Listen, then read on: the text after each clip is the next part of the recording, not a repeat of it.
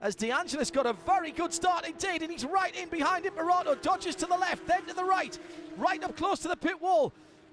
Imperato driving right down the middle of the road, that's fine. Eventually De Angelis will make a decision one way or the other. He's still weaving left and right as they both go massively deep into the first corner. They're going to go wide, too wide, right off the circuit, and here comes Estep closing in on the pair of them, but he's got to think championship down the inside. De Angelis side by side now, those two cars through turn number 3, dropping off the circuit indeed now and throwing up all kinds of dust and dirt. And that's going to give an Estep a run down that back straight. Estep did exactly the right thing there, held back, held his line. Kolkman's in there as well. Estep goes up into third. Estep up into third, so from challenging to go into second, De Angelis is now down into third, and Kolkman tries round the outside at turn 5. Clearly nobody's told the German driver that that's not on round there. He gave it a try. Oh, down, late move down the inside under the Corvette bridge for De Angelis. Underneath the championship leader, but couldn't get that done. Imperato has done very well indeed there, Jeremy, because he didn't have the best restart. Robichon's cleared off again, but he's managed to hold on. Imperato I'm talking about here, Anthony Imperato. He's managed to hold on to that second place, and I had to bat money against him when I saw him slightly fluff the start coming up the hill. Kept his nerve very well indeed, didn't he? And now he's just got to put his head down there, concentrate on hitting his marks. Don't look in the mirrors, Anthony. He's not got an awful lot of experience at this level, but he's done a really, really good job over the last couple of years, and this has been a very mature drive by Anthony Imperato.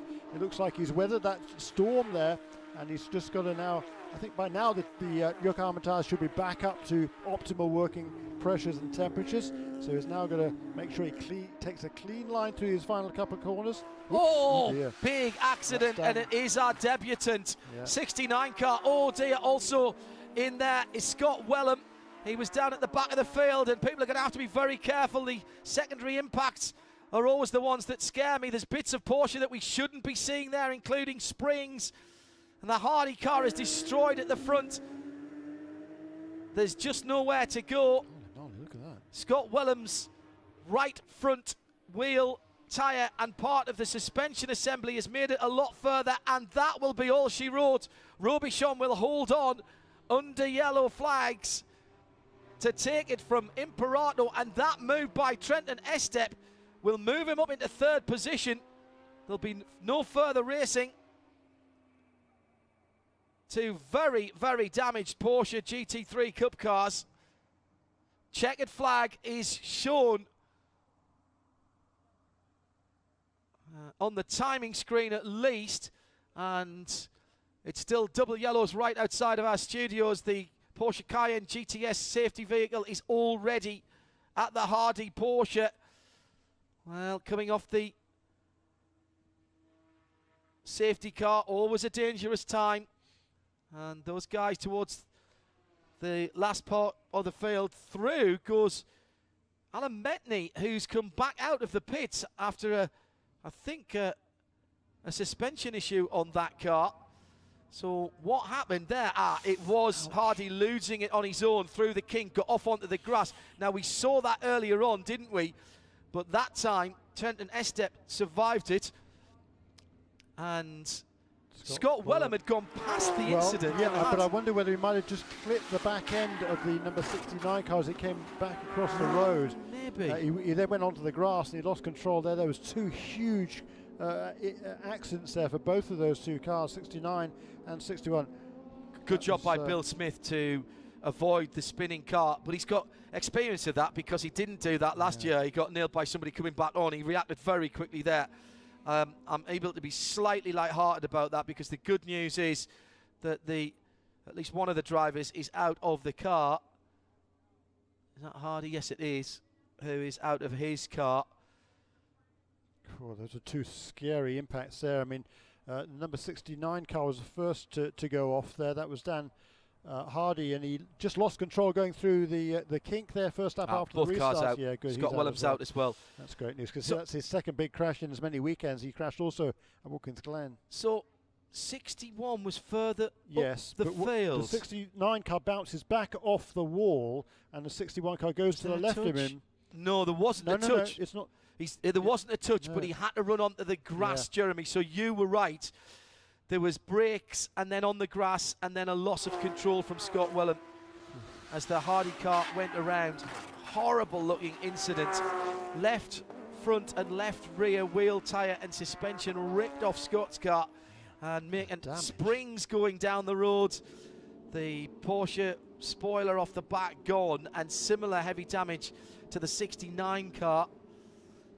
And the good news, both drivers, now this may be a single manufacturer championship, but nothing skimped on safety here.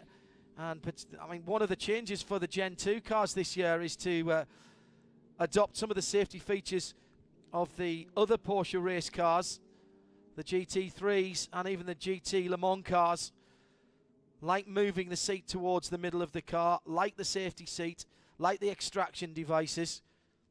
And on both of those cars, the driver cell, the bit of the car that is around the soft squidgy bit, being the driver, stood up to the impact and did its job. Scott Wellham walking unaided to the second of our Porsche Cayenne GTS intervention vehicles. Helmet off, hands device off, and shaken, undoubtedly, possibly a bit stirred as well, but making his all way down. And good to say that Dan Hardy's the same. He was getting in the one car. Just, I mean, matter of inches in terms of certainly the 69 car getting onto the grass. Excuse me, the 61 car, Scott Wellham getting onto the grass. Well, we did see a checkered flag logo on the timing screen, and that is now confirmed across the start-finish line. And we finish with time having expired behind the safety car, so we can confirm then that Zachary Robichon, having his lead, having survived a late race restart, having been a good 12-13 seconds up the road, Anthony Imperato will be, I think, delighted with second place on what is a relatively home ground race for him and the family. The 91 car coming through in second position, and he had to work very hard to hold on to that in the end. Trenton Estep significantly for his championship, making up a position late on there on the final restart and getting a spot on the podium. Yeah, that's exactly right. He got past Roman DeAndres. Those two are first and second in the points, Estep and DeAndres. So rather than losing 2 points to DeAndres, Estep would actually gain 2 points. So he'll have a 15-point edge now with 7 races remaining in the season. And for Anthony Imperati, that equals his best finish. He had a second-place finish at Sonoma Raceway last season. So that is his second place finish for Anthony Imperato in car number 91. As far as the Masters is concerned, we Mike Levitas in 7th position in the number 36 car, who will take the Platinum Masters category from Charlie Luck, and Mark Kvarme working his way through to 3rd position there. Yes, indeed. So he'll be on the podium for the 5th time this season. That's the 4th win, though, for Michael Levitas. Unfortunately, he was unable to make the races at Barber Motorsports Park, so he's quite a long way back in the points table. Charlie Luck will continue to actually will extend his lead from 5 points out to 14 over Alan Metney, who had that mechanical problem that caused him to come onto pit lane. So he finished in 8th place, and now a 14-point gap for Charlie Luck in the Masters class. In gold, 11th position overall for Kurt Fazekas, who had a problem early on, let's not forget, and looked like he might be out of the running for gold. And he got past Rob Ferriol on the restart with Sebastian Carrazzo in 3rd position. So 52, 5 and 27. Victor Gomez, having caused that late race yellow flag with a commanding lead before that, when the car cut out, as yet still unknown there, wasn't able to improve and will finish down in 7th position. Yeah, so with that result, for Kurt Fazekas, who was second in the points, he was 17 points behind Victor Gomez coming into this weekend. But with his 3rd win, and that pass on the last lap, we didn't see where it took place, but a good move there once again by Kurt Fazekas.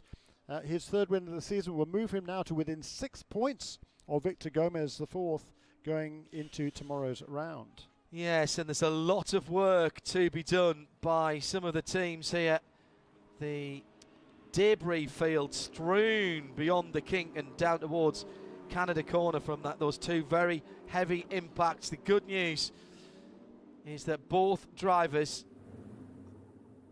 pretty much unaided out of their cars.